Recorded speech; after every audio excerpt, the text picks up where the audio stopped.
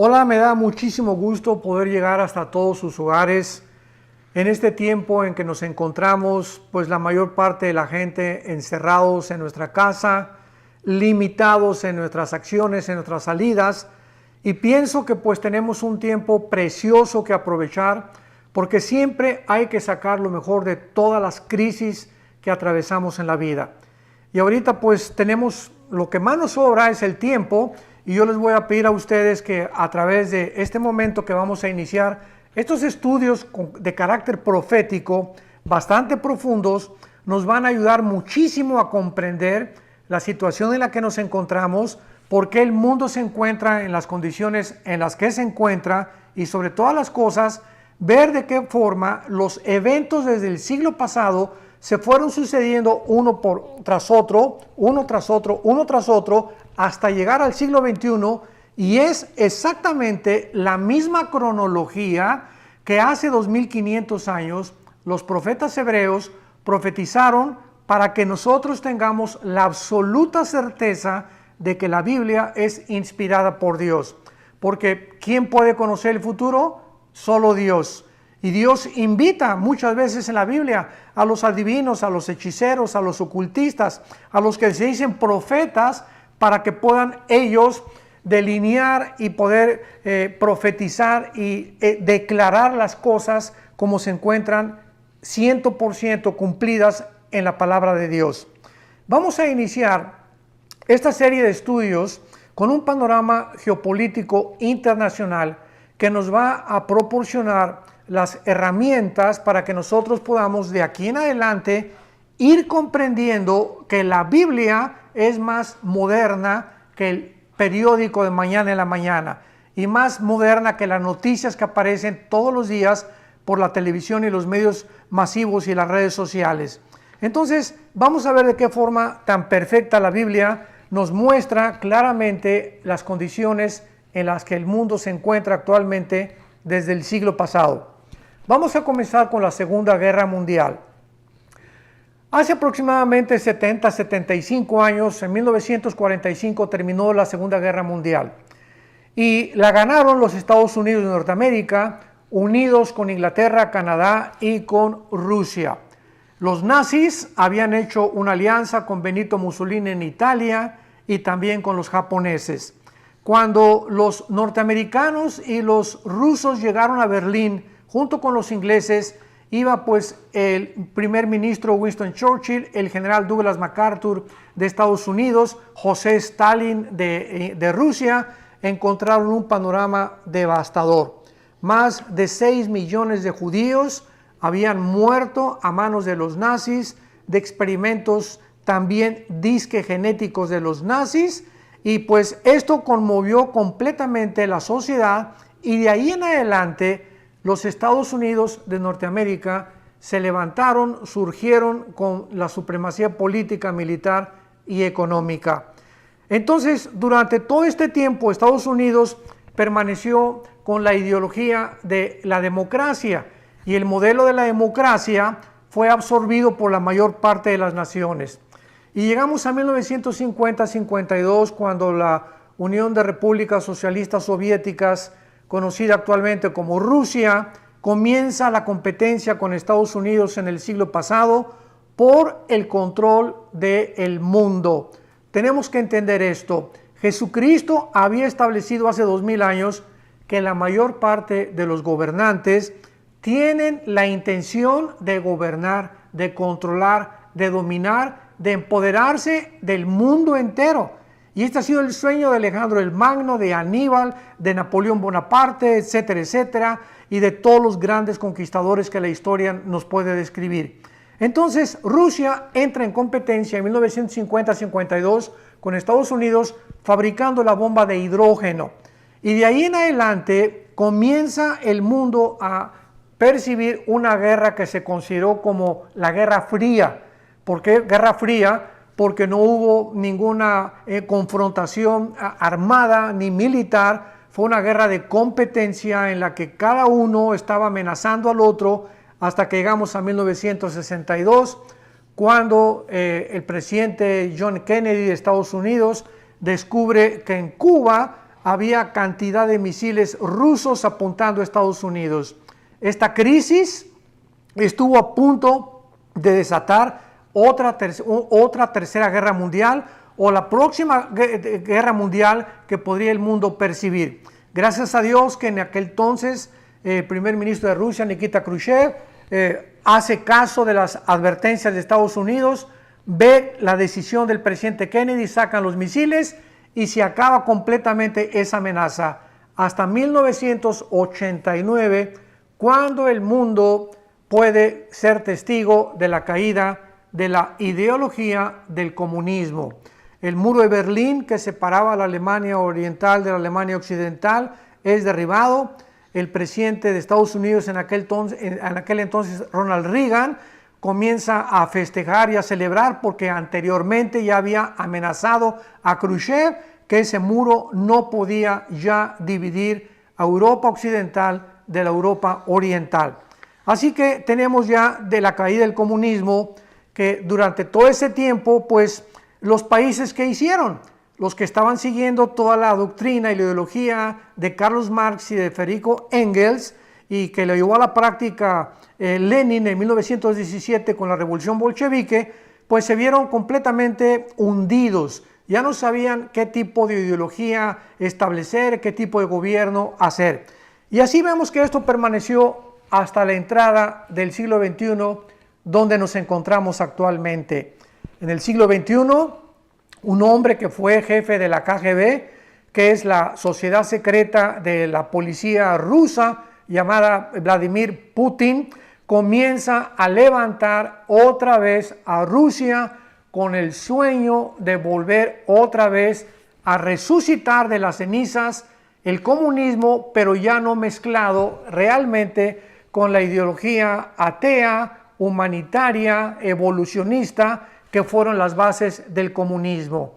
Entonces Putin comienza a levantar a Rusia poco a poco, pero en el año 2001, el 11 de septiembre, Estados Unidos sufre el primer ataque terrorista de la historia.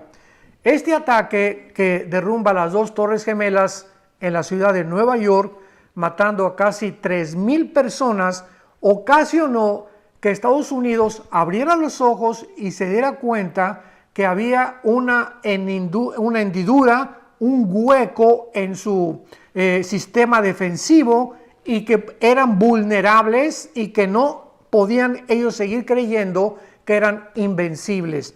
Esto hizo reaccionar al presidente en aquel entonces, George Bush, para que pudiera entender que por primera vez el mundo entraba en una guerra contra el terror.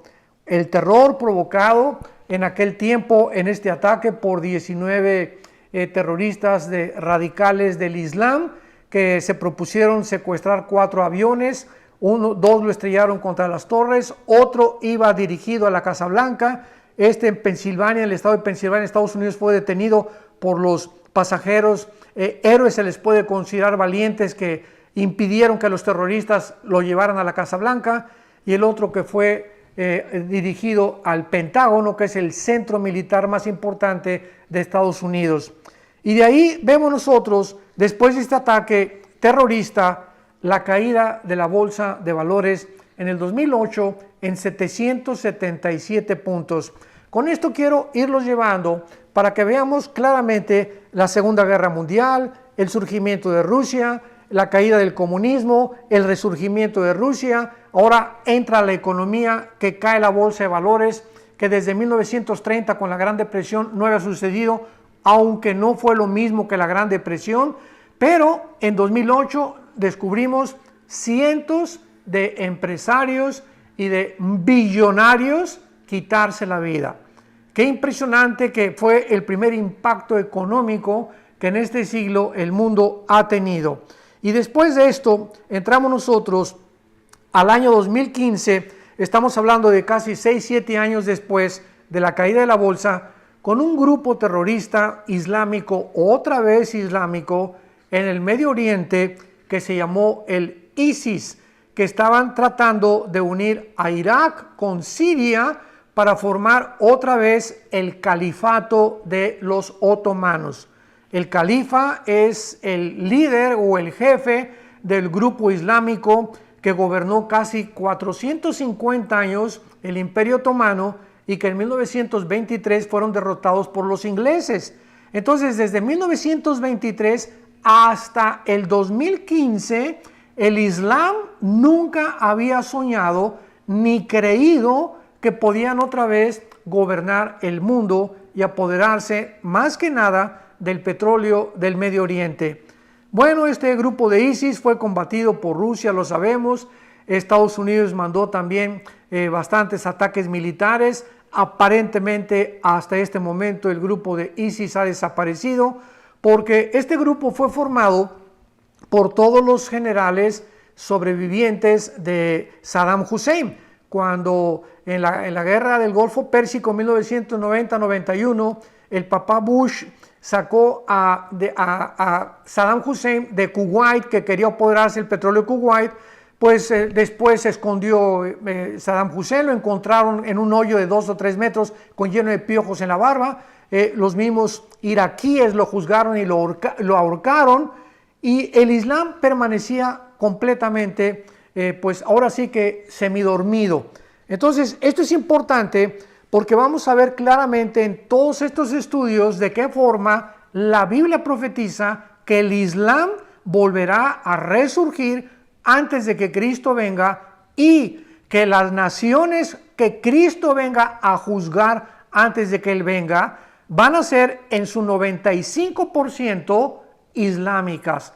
Así que esto es importante para todos los estudiantes de la profecía, de la escatología, que consideremos.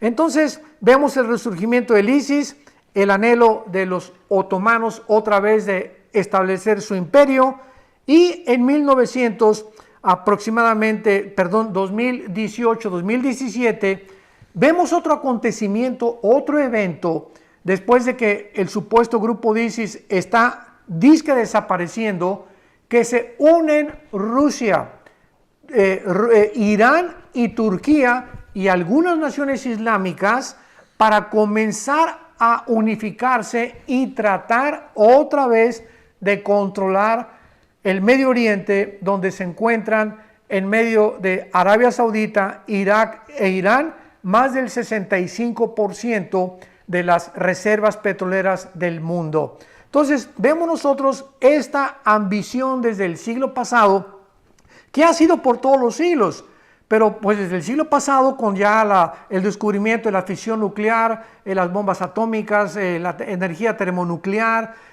ahorita la impresionante tecnología cibernética que ha traído de cabeza al mundo. Tu computadora hace un año ya es obsoleta.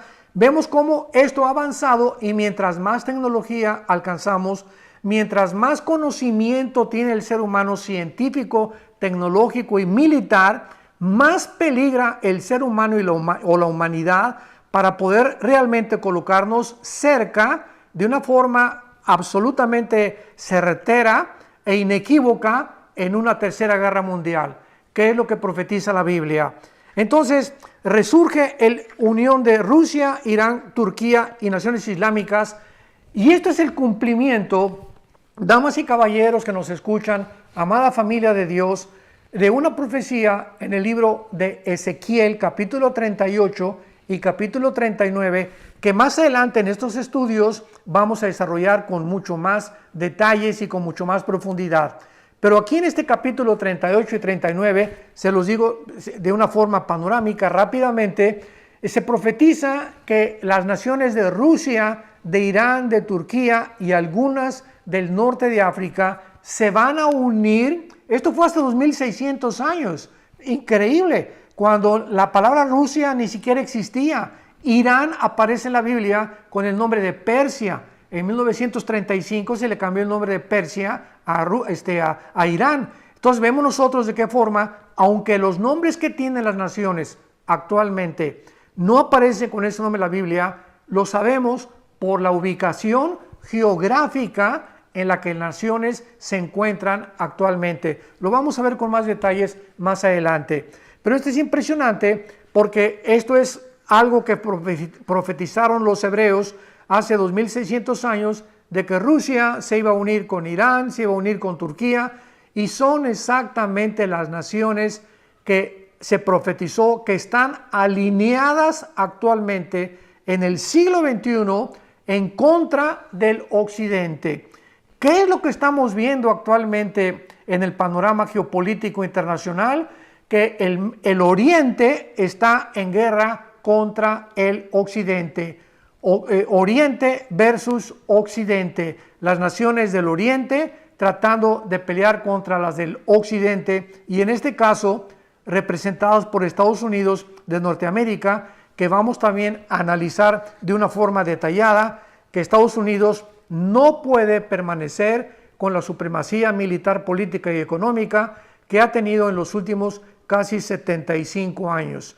Entonces vamos a ver claramente de qué forma toda esta información que la encontramos en la Biblia nos va a ayudar profundamente para afianzar nuestra fe, para estar seguros que las cosas que están escritas se van a cumplir y que tal como Jesucristo lo profetizó, tiene que llegar a una culminación. A continuación vemos, después del 2015, lo que estamos viendo actualmente y que tal vez ha provocado esta famosa infección del famoso coronavirus. Comienza China a competir comercialmente con Estados Unidos. Estados Unidos comienza a darse cuenta que ya en California, escuchen lo que les voy a decir, en California los chinos ya casi están comprando completamente los puertos de California. Esto es inconcebible. Y la mayor parte ahorita de las fábricas que hay en California están bajo los asiáticos.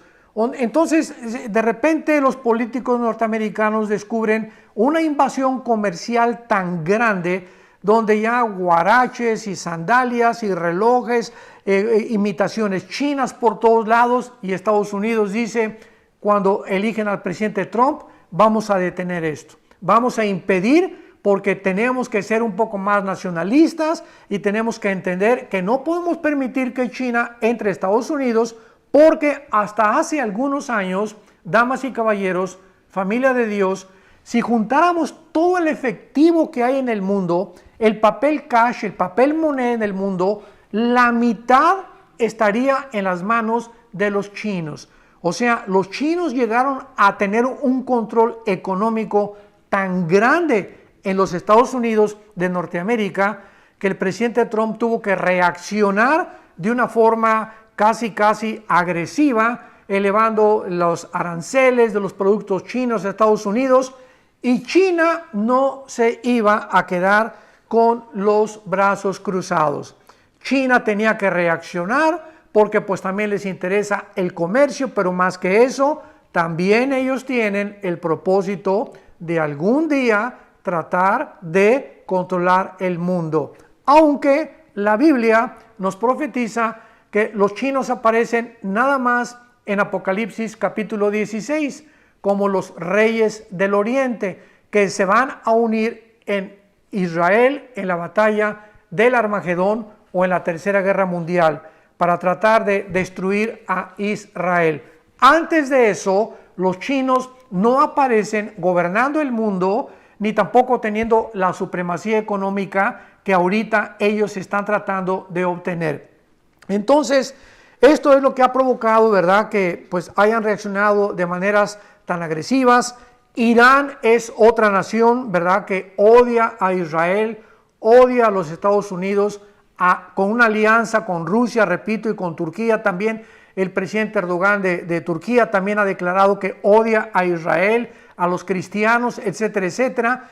Entonces, Irán, con la fabricación de todas las centrifugadoras nucleares que tenía, vamos a hablar también de eso más adelante en otros estudios, de qué forma tan detallada profetiza Dios la destrucción de Irán en un futuro cercano y de qué manera Irán también va a formar parte del gobierno del anticristo antes de que Cristo regrese. Y vemos en 10º lugar al Papa Francisco, que acaba de convocar una reunión ahora para, creo, el 14 de mayo de este año 2020 en Roma, no en ningún otro lado, donde quiere invitar a todos los líderes de todas las religiones a unificarse. ¿Y qué es lo que la Biblia menciona al respecto? Bueno, en Apocalipsis capítulo 13, en Apocalipsis capítulo 17, la Biblia profetizó hace 2000 años que el anticristo iba a necesitar a un líder religioso. En Apocalipsis 13 se menciona a este líder con cuernos de borrego, con boca de dragón, o sea, con una apariencia de paz, con una apariencia supuesta de santidad, pero con un corazón malo, con el propósito de controlar a través de la economía y de la religión al mundo entero. Entonces, estos eventos y estos movimientos geopolíticos que estamos viniendo y observando desde el siglo pasado nos muestran claramente la cercanía en la cual nos encontramos en la última generación. Amada familia de Dios, estamos en un tiempo precioso donde ahorita Dios estamos teniendo el tiempo, vuelvo a recordarles lo que al principio ahorita les recordé, tenemos el tiempo de venir a la Biblia, de estudiar la Biblia, de abrir las Escrituras, de darnos cuenta los tesoros, las piedras preciosas tan maravillosas que existen en este libro, para que podamos abrir los ojos, porque no somos hijos de las tinieblas, somos hijos de la luz. No podemos andar en oscuridad. La Biblia dice: el que anda en oscuridad, confíe en Jehová, porque Él es nuestra luz. Luz está sembrada para nosotros y no tenemos por qué apurarse en nosotros el miedo, ni tampoco el temor, porque recordamos siempre esa ocasión de Cristo navegando con los discípulos en la barca, y de repente se levanta un viento y las olas entran a la barca de los discípulos, y Jesucristo, ¿en dónde se encontraba? Se encontraba en la popa del barco, dormido. Ahí estaba el Señor Jesús completamente dormido, completamente ausente del viento y lo que estaba sacudiendo la barca, simplemente porque Él sabía, ¿verdad?, que no hay nada absolutamente que lo iba a poder hacer reaccionar negativamente, porque Él traía un plan. Él sabía que iba a morir en una cruz y que antes nada podía impedir que Él cumpliera su misión. Y de la misma forma nosotros tenemos que entender esto: no hay nada que nos pueda arrebatar en la misión que Dios ha determinado para nuestras vidas. En nada va a abortar más que tú mismo. Si tú quieres abortar el plan de Dios, es por el pecado, por tu falta de arrepentimiento. Pero Jesucristo estaba dormido por la confianza y la fe que Él tenía en su Padre. Y esta es la razón por la cual, cuando lo despiertan los discípulos y creen que el barco ya está hundiéndose, ¿qué cosa les dice? ¿Por qué no tuvieron fe? En otras palabras, vamos a preguntarnos: ¿hubiera Jesucristo permitido que se inundara la barca? ¿Hubiera permitido Jesucristo que realmente la barca llegara a el agua hasta arriba y que se hundiera? Yo creo que sí. O sea, si ellos no hubieran despertado a Jesucristo, Jesús hubiera permitido, que se hunda la barca y que el agua les llegara hasta aquí, hasta el cuello. Y ahí, ya cuando les llegara al cuello, los iba a rescatar, para mostrarles que ellos, confiando en Él, no había nada que los podría separar de su amor y de su provisión y de su consuelo. Entonces, así pasa con nosotros. A veces sentimos que el agua nos llega hasta acá, no estamos ahogándonos, no nos vamos a ahogar, vamos a salir de este problema, vamos a salir de esta pandemia. Dios tiene un propósito ahorita, está ahora sí que encerrándonos en nuestro corral, podríamos decir, como sus ovejas, para que Él nos muestre las maravillas de su poder. Este es el momento en el que nos dice: quietos, no hagan nada, porque de todas maneras no podemos hacer nada. No podemos, no está en nosotros la solución, está fuera de nosotros. Si encuentran una vacuna, si no la encuentran, si el gobierno, si esto y el otro, si una teoría de conspiración, nada de eso está en nuestras manos. Lo único que podemos hacer es estar quietos, orar, leer la palabra de Dios, y cuando Dios nos ve en esa quietud, y cuando Dios nos ve que estamos esperando que Él supla, y lo va a hacer de una forma sobrenatural, las cosas que creemos que ahorita nos faltan, es cuando permitimos que su poder entra en acción en nuestras vidas. La barca no se va a hundir, tu familia no se va a hundir. Confía en Jehová, entrégale completamente tu vida, entrégale completamente tu familia, porque poderoso es Dios para hacer que nosotros abunde toda gracia. Poderoso es para Él hacer que nosotros abunde toda gracia, a fin de que teniendo siempre todas las cosas, todo lo suficiente, abundemos nosotros en buenas obras.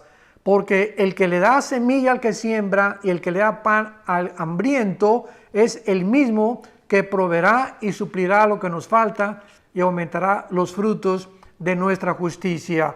Pero es importante lo que antecede a este versículo en 2 Corintios 9, del 5 al 8. ¿Por qué? Porque dice que no se puede recoger lo que no hemos sembrado. Ahorita vamos a recoger lo que hemos sembrado en el pasado. Si nosotros hemos sido avaros, si nosotros hemos sido ahora sí que egoístas y verdad con trabajos ofrendábamos a la obra de Dios, pues no esperemos recoger ahora, pero es el tiempo precisamente en el que vamos a recoger, porque nadie puede recoger lo que no ha sembrado. Y finalmente, pues entramos al desplome internacional actualmente del famoso coronavirus, que es un virus, ¿verdad? Es un enemigo invisible. Ya hemos tenido bastante información. Conforme avanzan los días, más información científica tienen los infectólogos, los dedicados a la virología, etcétera, etcétera. Y nos damos cuenta que este desplome internacional en Estados Unidos, 3 millones de desempleos, 3 millones de personas que no tienen empleo. Y aquí no es como en México o en otras naciones de Latinoamérica. Aquí en Estados Unidos no hay sindicatos. Así que de la noche a la mañana te dicen, está usted despedido y no hay una conciliación y arbitraje para poder defenderse o para poder demandar a tu jefe aquí en Estados Unidos. Quedas en la calle sin ninguna cubierta de ninguna especie. Y esta es la forma en la que más de 3 millones de personas se están encontrando aquí en Estados Unidos. Y no digamos en México y en otros países, ¿verdad? Pero ¿qué está ocasionando todo esto? Este desplome económico, el dólar está en 25 centavos y 25 centavos más, etcétera, etcétera, nos está hablando que el mundo, y lo vamos a ver en los próximos estudios, se dirige a un orden económico internacional. La Biblia claramente profetiza que el anticristo, esto fue hace 2000 años, va a gobernar, a controlar las naciones a través de ¿qué? Del dinero, de la economía.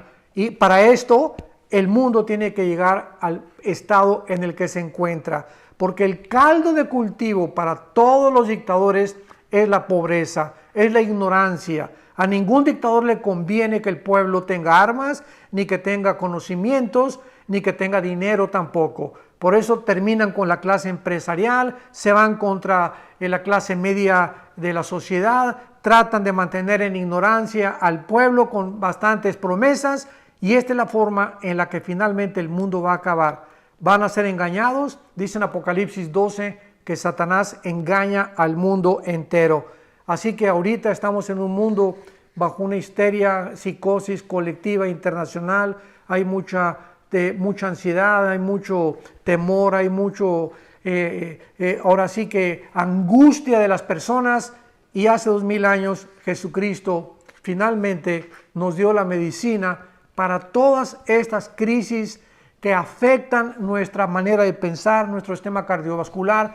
Todo está demostrado que la forma como pensamos, como percibimos el mundo, nos va a afectar físicamente también. Jesucristo dijo, mi paz les dejo, mi paz les doy. No como el mundo la da. Mientras muchos de ustedes ahorita tenían dinero y creías que vivías en paz.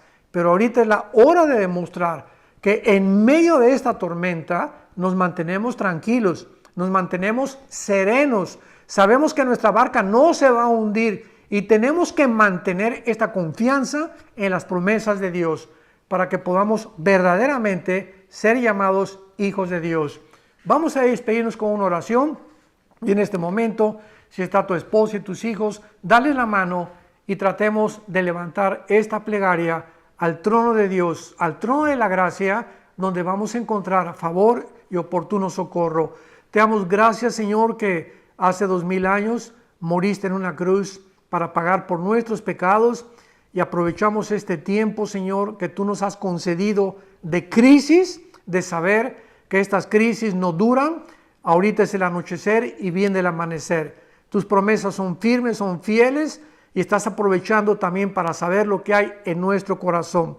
Te pedimos, Padre, que nos mantengas sin afanes, sin ningún estrés, sin ninguna preocupación, en el sentido que nos quite la paz y que nos lleve a la violencia, inclusive dentro de nuestra propia familia, y que podamos hasta el final de nuestra vida recordar que ni la pobreza, ni la desnudez, ni ningún demonio del infierno, ni la persecución, ni la guerra, nada nos podrá separar nunca de tu amor. En ti confiamos hasta el final de nuestra vida, sabiendo que nadie nos puede quitar la vida, ni un virus, ni nadie, si no es tu voluntad. Y en esta voluntad descansamos en el nombre de Jesucristo, nuestro Señor. Amén.